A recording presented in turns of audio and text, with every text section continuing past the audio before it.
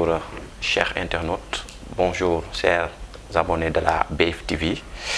Me voilà devant vous pour vous présenter un des chapitres de la classe, du programme de la classe de terminale, un chapitre en physique, le 6e, intitulé « Mouvement d'une particule chargée dans un champ magnétique uniforme ».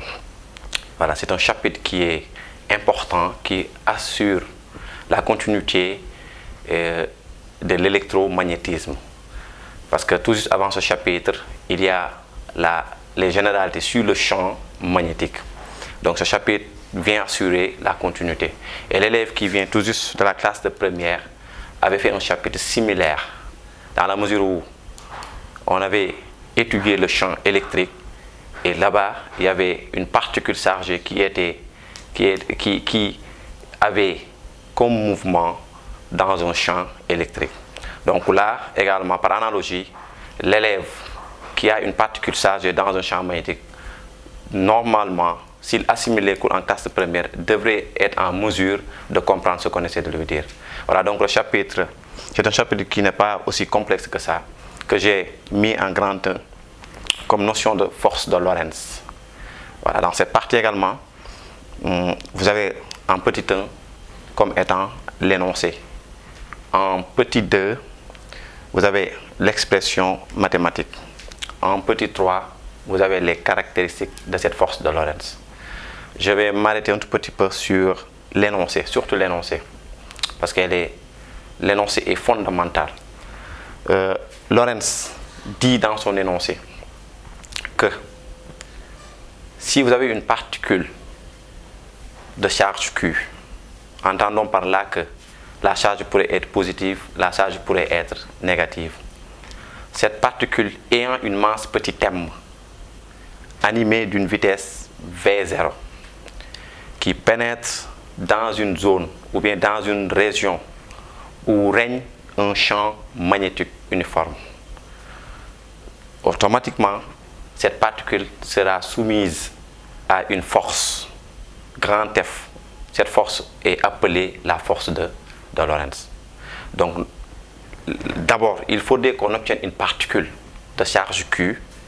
Il faudrait également que cette particule soit animée d'une vitesse V0, mais également, il faudrait que cette particule soit présente dans une zone où règne un champ magnétique uniforme.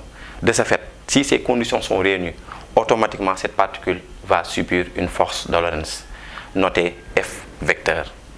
Maintenant, cette force F vecteur est donnée par l'expression suivante. Vous avez F vecteur qui est égal à QV vectoriel B. Cet opérateur mathématique que j'ai mis ici au milieu, sous forme de V renversé, est appelé produit vectoriel. Donc, c'est un nouveau opérateur que l'élève vient de découvrir. Voilà. Là également, il faudrait qu'on s'arrête un petit peu. Parce que les élèves ont tendance à confondre parfois le produit vectoriel et le produit scalaire. Il y a une différence entre les deux. Le produit scalaire, c'est ce que l'élève avait vu en classe de première. Mais là, vous avez un nouveau opérateur. Vous avez un nouveau opérateur intitulé le produit vectoriel. Donc là, on va s'arrêter un tout petit peu. Parce que l'élève ne doit pas confondre le produit vectoriel et le produit scalaire. D'abord, les notations ne sont pas les mêmes. Parce que le produit scalaire est noté sous forme de point. Alors que si c'est le produit vectoriel, vous avez la forme d'un V qui est renversée. Donc ici, vous avez un produit vectoriel. Et nous, dans ce chapitre, on s'intéresse uniquement au cas où V et B sont orthogonaux. Parce que vous voyez que V et B sont des grandeurs qui sont vectorielles. Donc, leurs droites d'action peuvent être des droites d'action qui sont parallèles. Leurs droites d'action peuvent être perpendiculaires.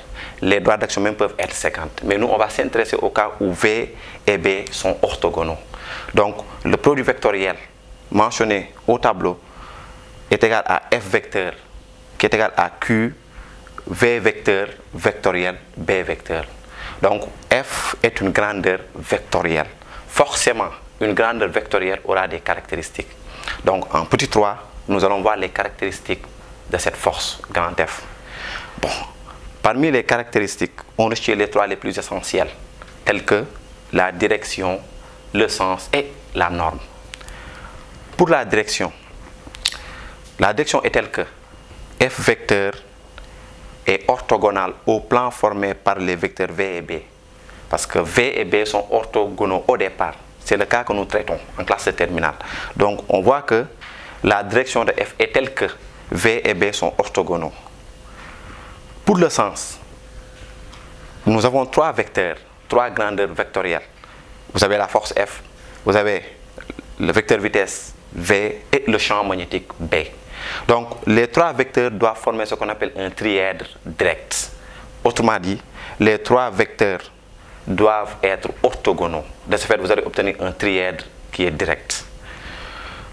Et comment déterminer maintenant le sens de cette force, de cette grandeur vectorielle?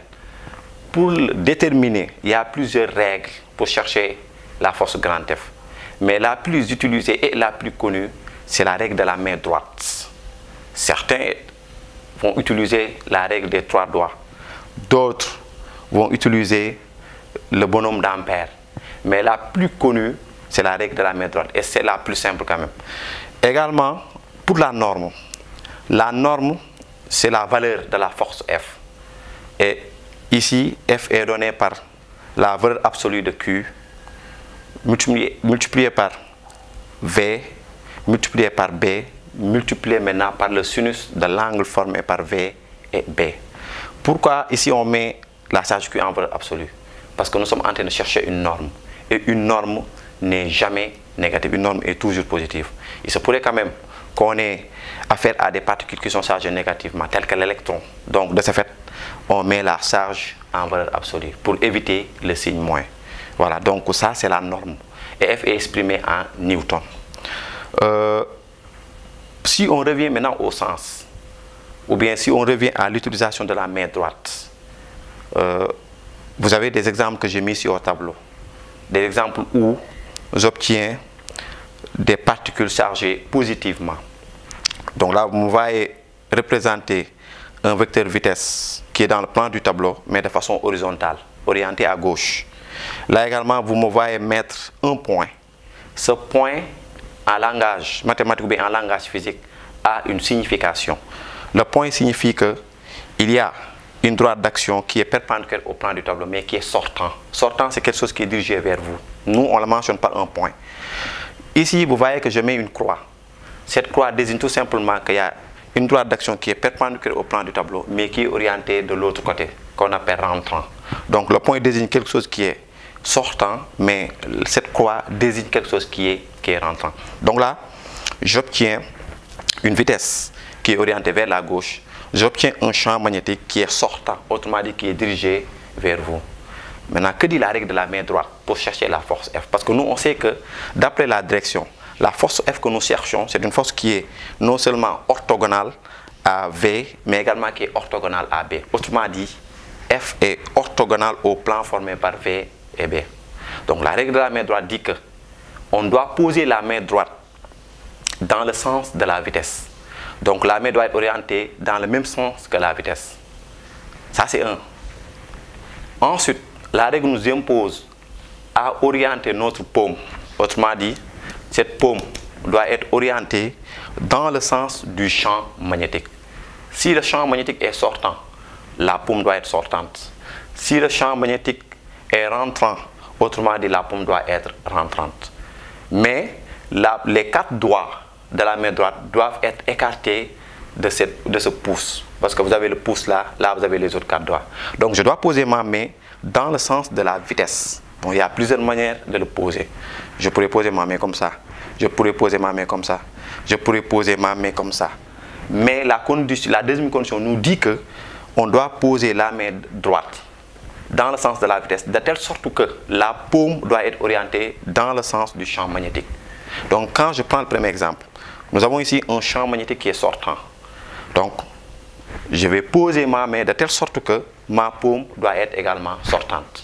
Je vais écarter le pouce. Le fait d'écarter maintenant ce pouce, on aura automatiquement le sens de la force F. Donc la force F est déterminée par le pouce, par la direction de cette pouce. Donc il y aura une seule façon de poser ma main, c'est de la poser comme ça. En posant ma main dans le sens de la vitesse, vous voyez que ma paume est dirigée vers vous. Pourquoi? Parce que le champ, il est sortant. Donc, vous voyez, quand j'écarte le pouce est dirigé vers le bas. De ce fait, à ce point-là, je pourrais représenter la force F qui est dirigée vers le bas. Voilà. Donc ça, c'est la règle de la main droite. Ici également, dans cet exemple, cette fois-ci, nous avons affaire à un champ qui est rentrant. Nous avons également une vitesse qui est dirigée vers le bas. Donc la condition ne change pas. Ou bien les conditions même ne changent pas. Les conditions sont telles que on doit poser la main dans le sens de la vitesse. On doit orienter la paume dans le sens du champ magnétique. Et on écarte le pouce. Donc en posant ma main dans le sens de la vitesse, je pourrais la poser comme ça. Quelqu'un pourrait la poser comme ça. Mais on doit regarder toujours le sens du champ magnétique. Comment est le champ magnétique? Le champ magnétique est sortant. Donc l'élève n'aura pas le droit quand même de poser la main comme ça. Parce que dès l'instant que vous posez la main comme ça, vous allez avoir le sens contraire de la vitesse, mais également vous allez avoir un champ qui est sortant, alors que le champ doit être rentrant. Je dois poser ma main dans le sens de la vitesse. Vous voyez que ma paume est collée au tableau parce que le champ est rentrant. Et maintenant, j'écarte le pouce. En écartant le pouce, je vois que cette force que je cherche est orientée de l'autre côté. Donc, je vais représenter ma force grand F. Donc ça, c'est la règle de la main droite.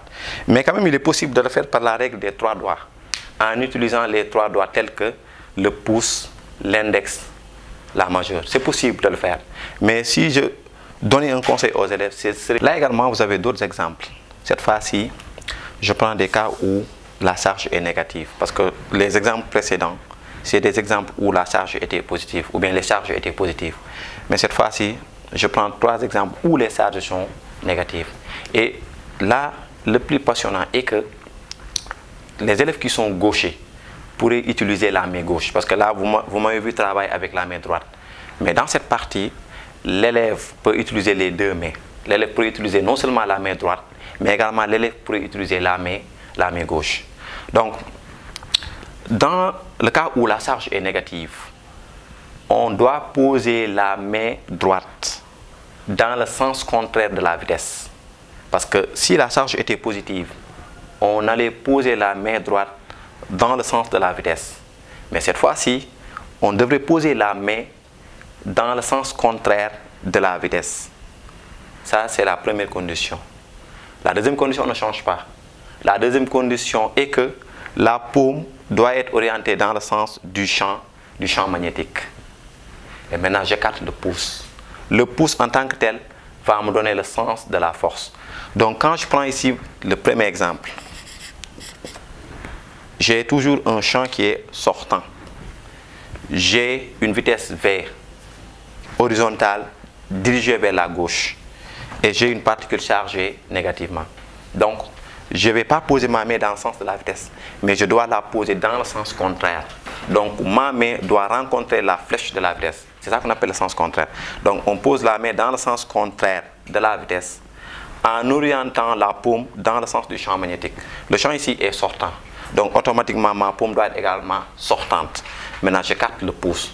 On pose la main dans le sens contraire. La paume dirigée vers vous. Et automatiquement, je vais écarter le pouce. Ici, on voit que le pouce est orienté vers le haut. De ce fait, je pourrais représenter la force de Lorentz au point d'application ou bien au point arbitraire choisi. F est dirigé vers le haut. Donc ça, c'est pour ceux qui utilisent la main droite. Là également, l'élève gaucher pourrait utiliser sa main droite. Sa main gauche, autant pour moi. Donc, en utilisant la main gauche, on va poser la main gauche dans le sens de la vitesse. On la pose dans le sens de la vitesse. La paume toujours orientée dans le sens du champ magnétique et on écarte le pouce. Donc c'est pour vous dire que si on devait utiliser la main gauche, on ne va pas poser ça dans le sens contraire. C'est plus simple même. On doit la poser dans le sens de la vitesse. Parce que la vitesse est orientée vers la gauche. Ma main est orientée vers la gauche. Ma paume est sortante et dirigée vers vous. J'écarte le pouce.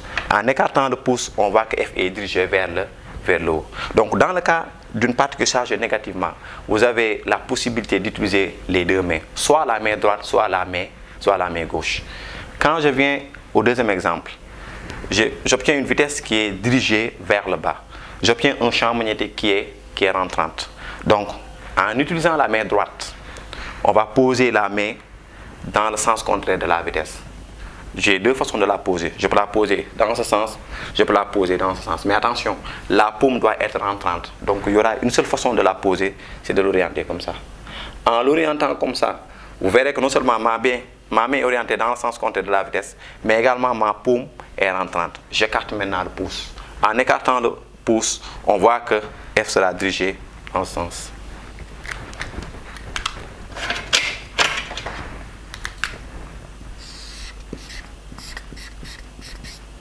Voilà, donc ça c'est la main droite. Avec la main gauche, ça devient plus simple. Parce que quand vous prenez la main gauche, vous allez poser votre main gauche dans le sens de la vitesse. La paume orientée dans le sens de B et vous écartez le pouce. Donc je vais poser ma main comme ça. Et vous verrez qu'automatiquement, en écartant le pouce, F est dirigé vers la gauche. Là, pour le troisième exemple, vous avez toujours une partie qui est chargée négativement, avec un champ qui est sortant, une vitesse qui est dirigée vers moi. Donc là, quand je prends ma main droite, je pose ma main dans le sens contraire de la vitesse. Ma paume est sortante, j'écarte le pouce. Donc quand je pose ma main comme ça, vous allez voir que non seulement les deux, ma main et la vitesse sont de sens contraire, la paume est sortante, F est dirigée vers le bas. Donc je peux représenter ma force F.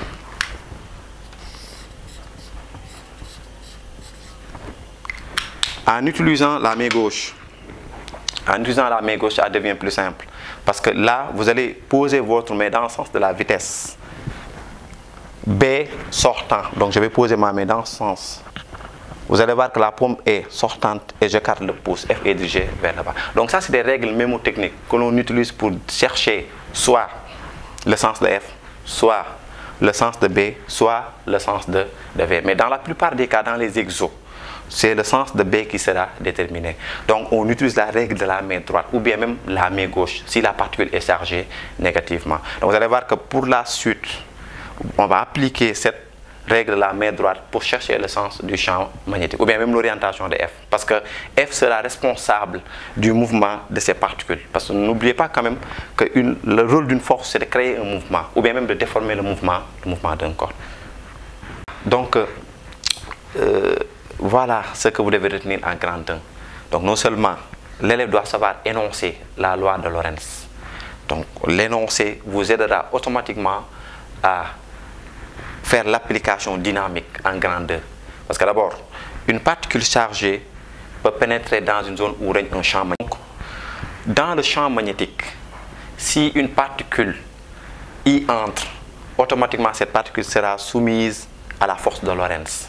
À ne pas confondre maintenant avec le champ électrique. Parce que dans le champ électrique, si une particule y pénètre, cette particule sera soumise à la force électrique. Donc, l'énoncé de la loi de Lorentz dit que une particule de masse petit m, de charge Q, animée d'une vitesse V, qui pénètre dans une zone où règne un champ magnétique, sera soumise automatiquement à la force de Lorentz. Donc, la force de Lorentz, telle que je l'ai dit, est donnée par l'expression vectorielle suivante. F vecteur égale à Q, V vecteur, vectoriel, B vecteur. Donc le produit vectoriel, c'est un opérateur mathématique nouvellement utilisé dans ce chapitre.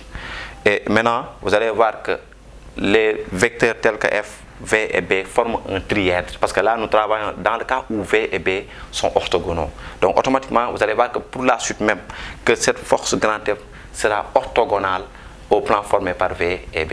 Et maintenant, pour chercher le sens, on a utilisé la règle de la main droite. Si la charge est positive. Mais si la charge est négative, vous aviez la possibilité quand même d'utiliser la règle de la main droite ou bien la règle de la main gauche. Donc, pour la prochaine fois ou bien dans le deuxième numéro, nous allons continuer le chapitre en appliquant le théorème du centre d'inertie, en faisant l'étude dynamique des particules pénétrant dans une zone où règne un champ magnétique. Donc d'ici là, je vous laisse le temps quand même d'assimiler ce que nous avons fait aujourd'hui. Et je vous demande également de vous abonner sur la chaîne BF TV. Et on vous donne prochainement un rendez-vous. Voilà, merci beaucoup.